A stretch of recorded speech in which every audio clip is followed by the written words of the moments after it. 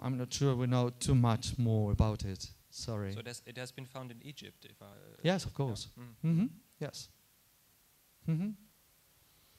Some other questions? Thank you, Luis. Thank you. I just wanted your remarks on the difficulty to sing the enharmonic. Yes. I would propose perhaps it's difficult for us because we are not raised in this culture. Because if you go to India, for example, you can find children who can sing perfectly any step which we think we can never do, because even if you train for your life. So it is difficult, but it might be much easier if you have been raised up from childhood in a culture who uses this music. And it might be difficult for our training in our ears. What would you say? Could that be a... I think that anatomy hasn't changed. I think that as lab experience find out, anything underneath 41 cents cannot be sung at all. 41.50 are quite close. So I don't think that there weren't singers that could do it. What I say is that choruses were usually formed by amateur singers. And maybe you're right, but I really doubt that the enharmonic was used, because it's very difficult, and because Aristoxenos says that it wasn't in use in his times. So maybe it was used before, and they were great musicians. But what we know is that it doesn't appear in the 4th century, and 4th, of course, and that I am so sure that it is because of this amateur condition of the singers, not the professionals, right? But the singers, the chorus singers. And if they were trained in microtonalism, it's all right, but I doubt it. I really doubt it. I may be wrong. Well, so, yes, of course. I may be wrong, but I really doubt it was used. Sorry, and I think of it as 2 tetrachords, of which you have a like real notes, not like flamenco style, and so on, right?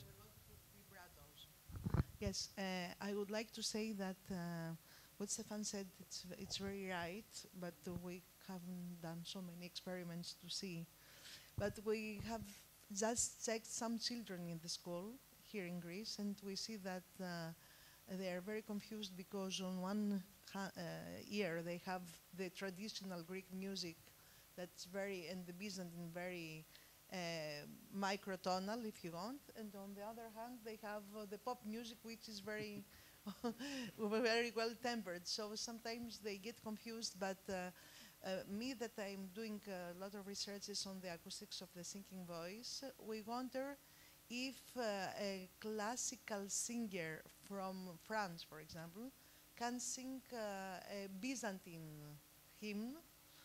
And we have tested that. We haven't written any paper yet, but it seems very difficult. And what I wanted to say also, we have a lot of discussions about the enharmonic genre with Stelios. And we have seen that there are old women in villages that they sing the enharmonic, the mother of Apostolopoulos. I would like to listen to that. Yes, and but they will die. And this is the problem. It's a very old genre that has survived through the church and the demotic music of Greece. So this is a very nice research that we would like to see how the written is survived through the oral culture. And there are some old people that do that in the villages, but our ear now is tuned in the music that we listen more from the media. And this is the problem, is a connection between the voice and the ear, neuroscience. Apart from that, I just want to say that from Hellenistic period, we'll have diatonic and chromatic pieces, right? And as in Rome period, so maybe orality works in that sense. But for this, theater singing wasn't induced. That's for sure, because the ancient texts speak about it. So but until we find the CD in a tomb, we won't know what to think. Okay, Sorry. thank you. Just an additional question. Some scholars say that the pycnoi and these enharmonic steps might be come from the aulos players. Of course. By opening the holes, which every wind player knows, that you can do any shade on a recorder or any instrument. And what would you say to that thesis? Is that I think that's quite right, because when you not only because you blow with more energy or less energy, but if you move the instrument inside your mouth, if you put it forward and backwards inside your mouth and your lips, it changes the tuning as well. So for that, aulos is a very good instrument. But voice and the anatomy of voice and the anatomy of the ear is something completely different. So yes, of course, that's an ability that aulos has. But as for human voice, I'm not quite sure. Yes, of course. And the thing is that it disappeared in tradition. So something must have happened with that specific difficulty in the pycnon. Yes. And well, we didn't speak about Ptolemy, but you saw that's to get mad. If you have to sing all those scents, I find it absolutely impossible, even for Indian children. Of course, that's something else. Of course, that'd be great, of course. Yes. Anything else? Yes. Do you want to use this one or no? All right. Well, two things. The first one was on the first question. It has always puzzled me that the ancient sign for a pause is exactly the same with the ancient sign for a prolongation of the note. Why? Today, if we want to prolong a note, then we write it again and use a curve over it or underneath it. Why did the ancients choose not to distinguish between a pause and an elongation, a prolongation of a note? Just one thought, going back to the first question. I have no idea. No, it's not really a question, it's a rhetorical thing. The other thing is that Callum Armstrong, who has been playing the aulos for 3 years now, tells me that the holes, the diameter of the finger holes is very large. It can be as large as 9 millimeters. And he thinks that they are so large because he can half or 1/3 stop them, close them. And if he does that with the second phalange of the fingers, then he can produce any microtone he wants to produce. Of course, this is an aulos, but this means that his ear can recognize. And when I hear him playing, I can recognize the microtones. I may not be able to tell you how small or how large they are, but I can hear that they are smaller than a semitone. So at least on an aulos, these microtones can be produced. That's one thing. The other thing is that if we don't believe in the existence of an early enharmonic genus, then the whole chapter about the enharmonic genus from Aristoxenos goes away. I know. And I think we mustn't hasten to do this. Just say that it's something we don't understand. We put a question mark there, but perhaps we should go around the world. It was suggested in India or elsewhere, or the Byzantine chanters who sing tones of 8 moria and of 10 moria and of 11 moria, and they can distinguish, or semitones of different sizes, and they can hear them, but they are imbued in the culture from a very early age, which I'm not. We are the products of conservatoires, European conservatoires. Therefore, it's and for me to sing the Orestes, for example, in the enharmonic, as Martin West suggests that it should be sung in the enharmonic, I would find it absolutely difficult. And so I sing it in semitones, which is the other theory, that perhaps it was in the chromatic and not the enharmonic. After all, how can you have 15 people singing together in the enharmonic? Which is another difficulty. I think you've you answered yourself in your own question. Something is the mechanical way of producing microtonalism with an instrument, and something else to sing it. Besides that, I insist, singers for the choruses were amateurs, and they disappear. Pluto, Aristophanes' Pluto, has no choir at all. And after that, in the comedies, it's only written choros, choir, which means that maybe the choir, just between the episodes, they just came out and they danced, maybe they sang, we don't really know. But the reality is that they stopped, they weren't used anymore. That's the reality in literature. And I just go back to experiments in labs, which I've been working on, that show that differences in the audition of microtonalism change very much between those who have a musical background and musical studies and those that, for instance, sing just for pleasure.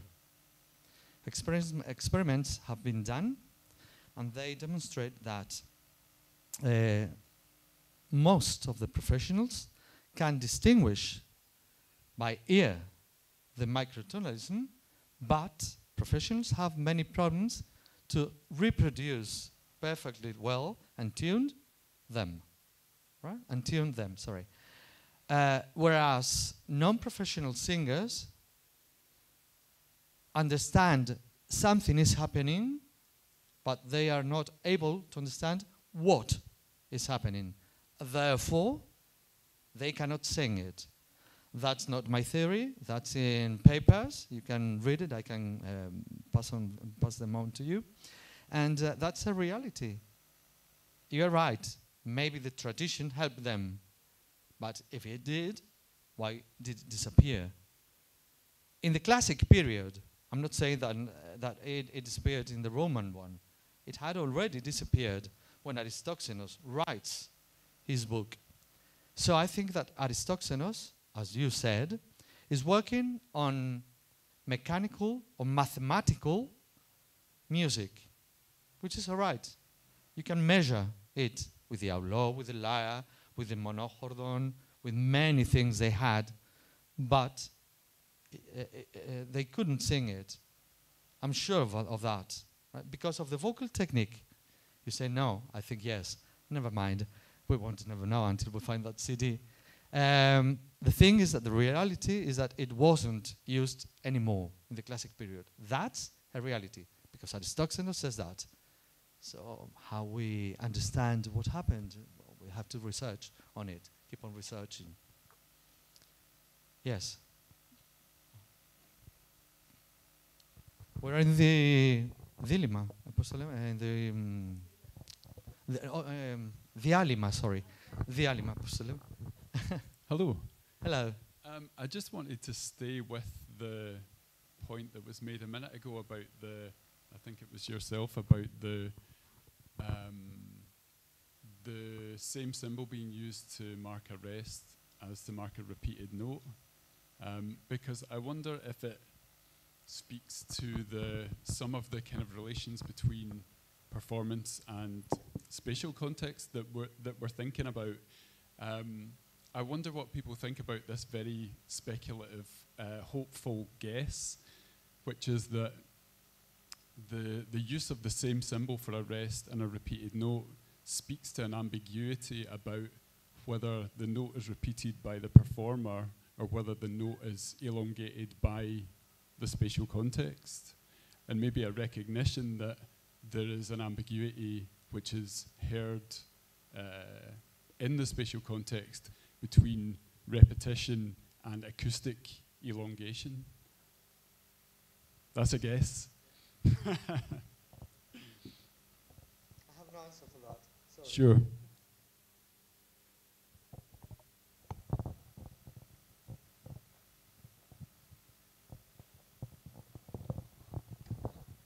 Well, I'm not expert in ancient music, but I think about this as expert in music in general, and about the connection between the creation, the composition, and the interpretation. I think that this a variation that changes with the times, with the fashions, with the periods. For example, in the flamenco music, we understand that the same melody changed between a big period of 40 or 50 years, the same song, in the oscillation of the voice, of this oscillation, this vibration of the singer change with this fashion period. So there are not a real connection between the right and or the oral tradition and the interpretation. So we must also reflect about these changes in the fashions, in the times, in the way of the interpret same melody. Because that's why I said that we, in ancient Greek music, must work on the composing style. And we know nothing about the performing style, whereas in flamenco, we can understand what a melody changes like. A melody can be in a way, and can be performed in a way, and then after that, performed in another way. But the melody remains the same. And what we lack in ancient Greek music is the performing part of it, whereas we can study the composing, rhythmic, melodic in these cases, and so on. But you'll agree with me that in Spanish flamenco singing, the use of microtonalism has nothing to do with the melody. It's a performing mark of the singer. It's not part of the melody, as it is claimed to be in ancient Greek music. In ancient Greek music, the microtonalism belongs to the tetrachord. And if the lowest tetrachord, the lower tetrachord was enharmonic, the top one had to be again. So we are thinking, we have to think of a melody written quarter of a tone, and sometimes less than quarter of a tone, or little above the quarter of a tone, and then 2 tones, and then the next tetrachord, a quarter of a tone, and 2 tones again. That's something that doesn't happen in flamenco. It will never happen. And I think it's because of the human nature, the human instrument, and the human ear. That because we're not able to do it, just because most people don't hear that interval. And that's the difficulty. As it is now for us, I am completely sure that was for ancient Greek amateur singers. But of course, that's only my idea. There's nothing I can show to you, sorry. Yes? No coffee break today. First, about, that's the last you can say, maybe this style, very difficult, can be only used for professional singers in ritual context, What? like priest, music, I don't know, something what only can, that style only can be sing for a person, a sacred one? Is that the question? Yeah, maybe that's, We are mostly speaking about theater singing here, Yeah. right? What happened in the processions? I speak about singing and dancing today in the dithyrambic choirs, in the processions that came from the academy into Athens before the tragedies were played and so on. But there is nothing I can say about that singing. As for priests in private rituals, in Delphi or in the temples and so on, as far as I know, there's nothing we can say about. I don't know if you agree with me, but I think that we haven't got information about the style, the performance style of the singing in those contexts. We have a lot of information and we have to read it between lines to try to understand what they might be trying to say in theater contests, in festivals. But in other places, I'm not sure if I can tell you anything about what happens there. and the second one is, if we can reconstruct the system and we have the text of the tragedies, you think we make a reconstruction, a creative reconstruction of a complete tragedy? If it's possible, Yeah. of course. Of course, science fiction, of course. No, Yes. no science fiction. Yeah. And Well, yes, of course. You take all those 1,500 verses and use a system that would be really interesting to write it with the old rules of the music. Yes, of course. Why didn't we do it before? That'd be great. Yes, of course. Why not? But it'd be science fiction. We don't know if we are Maybe approaching the ancient style of writing tragedies or comedies. But that'd be really interesting, actually.